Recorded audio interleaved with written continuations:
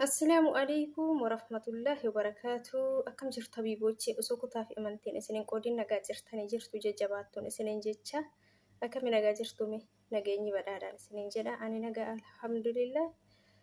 مي أكم جرت هجي رمضان أكم تسينك أبي سنين جتشا إجاك أسمان فيديو يرو درب سنين وجدرت رمضان سببي فتشون وان سري فتشو قبدا سري فتا وان سنجلا دوغونغور sirreeffadha. Waan qaalittiin teessan isin jalaa dogongorsiisaa jirtu sirreeffadha. Waan isin sobaa jirtu sirreeffadha. Aan isinin jedhee ture akkasuma maashaa Allah har'a namoota baay'ee naa barreessee koomentii nuuf galatoomii gorsa keetitti fayyadamnee ramadaana sababeeffachuun waan nu rakkise argannee jirra. warra jedhanii koomentii naa barreessantu jira maashaallah tabaarakallah. Wallahi baga ittiin bilkuftanii isin jira obboleeyyan kiyya. Yoo wal tuffachuu baannee walirraa dhageeffan haasaa si fayyadu keessaa fudhatta, haasaa firii qabu keessaa fudhatta, haasaa kamuu keessaa jechuudha. Kanaaf yeroo baay'ee osoo wal dhageeffanne, osoo wal tuffachuu baannee, osoo wal bira darbuu baannee wal fayyannaa jechuudha. Isinii galee wal fayyanna. Kan namni tokko dagate nama tokkotu yaadata. Kan namni tokko arguu dhabe nama tokkotu arga. Isinii galee fakkeenyaaf karaa kamiinuu mala kamiinuu akkatti damooza keessan irraa fudhattan kan isin rakkise yoo ta'e ijoolleen baay'een akkatti bilbila irraa fudhattan kan isin rakkise yoo ta'e ijoolleen baay'een gorsooyii nama gorsooyii sisteemooyii malawii namni yoo isinii uume mala sanarra fayyadamuu dandeessanii jechuudha. Yoo seeraan dhageeffattan, yoo bira darbuu baattan, yoo bira kutuu baattan waan kamiyyuu itti milkaa'u waan kana gochuun qabu jechuu odoon ta'een itti milkaa'uu dandeessanii yaala. Isinin jedha obboleeyyan kiyya. Egaa haati koomentii tiyyaa takka mannaan jettee maqaan isii hayyee bareedduudha jedha. Galatoomi gorsa keetitti fayyadamee jira. Madaamii kiyya baay'ee na rakkisaa turte, biiroo na geessitee na reebsisaa turte. Warra biiroo reebsisti jechuudha. Biiroo geessaa hin beekanii warri biiroo ijoolleen rakkatanii furmaata arganna jedhanii mana jiran san keessatti waa hedduu miidhamanii yookaan bilbilaayyuu dhabanii yookaan hirribaayyuu dhabanii yookaan hojiiyyuu dadhabanii gara biirootitti na geessaa jedhanii warri biiroo furmaata isaanii haalaataniif. Warri biiroo immoo maal gooti? Sababa maallaqa fudhatte saniif arabdootarraa jarri arabdoota deeggarti jechuudha.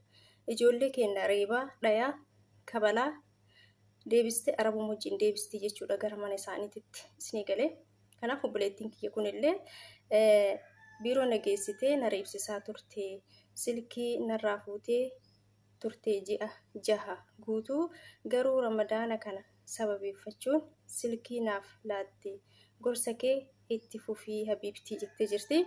Galatoomi habiibtii tiyyaa. Baga rabbiin si milkeessee baga itti milkooftan siin jedha habiibtii tiyyaa. Baga dhageeffattee waan dhageeffatteefu si fayyadee jira. Osoo dhageeffachuu baattee siin fayyadu ta'a.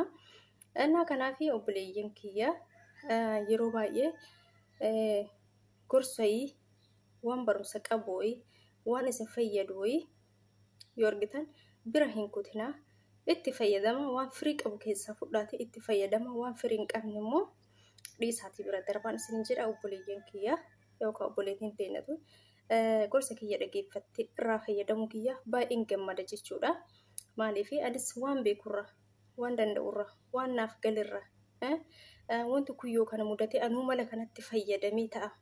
Mala itti fayyadame kana immoo obboleeyyan kiyyaaf gabbayee yoo qoodeetiin hin jedhe isaan irraa fayyadaman anaafis faayidaadha, anaafis keeriidha jechuudha. Kanaaf obboleeyyan kiyyaa yeroo baay'ee waliin tuffatinaa, wal bira hin kutinaa, wal jajjabeessan isiniin jedha waan hojjetan irratti, waan gaarii tokko irratti, waan gaarii ta'e tokko, waan isin fayyadu tokko waan beeytan immoo gabbayaati wal gorsaa waliif himaan isiniin jedha obboleeyyan kiyyaa. Akkasii dhugaa isin gorsa kiyyatti fayyadamuu kanaaf baay'een gammade gorsi kiyya kun isii fayyaduu isaatiif. Akkasii isiniin jedha obboleeyyan kiyyaa.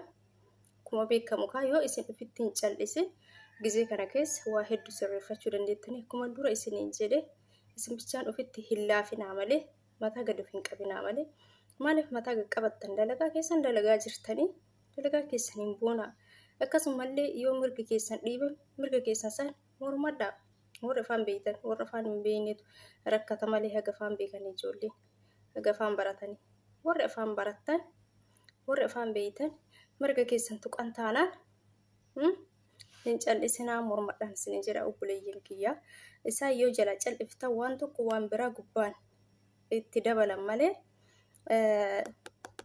waan isin balleessan san sirreessuuf yaalanii jechuudha akkuma biraas itti dabalanii akkasii obboleeyyan kiyyaa fakkeenyaaf ji'a darbe keessa yoo damooza kee sirraa kan murtu ta'e yeroo sanitti yoo ati loltee sababni maaliif narraa muramu dalagaa kiyya hojjetaa roonni narraa muramuuf maal balleesseeti maal si jalaa balleesseeti wani damoozni kiyya muramuuf maali jettee gaafa san yoo ati mormatte ji'a lammataa itti deebite akkasin gootu garuu gaafa san ishimaa yoo ati dabarsite waan san laafteetumaan ji'a itti aanus akkasuma si gootii jechuudha isin eegalee akkasii kanaafi gizee kana keessatti sanuu waa hedduu sirreeffachuu dandeessanii isin jedha obboleeyyan kiyya akkasii asumaan immoo viidiyoo kana yoo isinitti tole share like subscribe gochuu hin dagatinaa obboleeyyan kiyya warroonni share like subscribe gootanii ni jajjabeessitanii asiin nageettan naaf galatoomaan isin jedha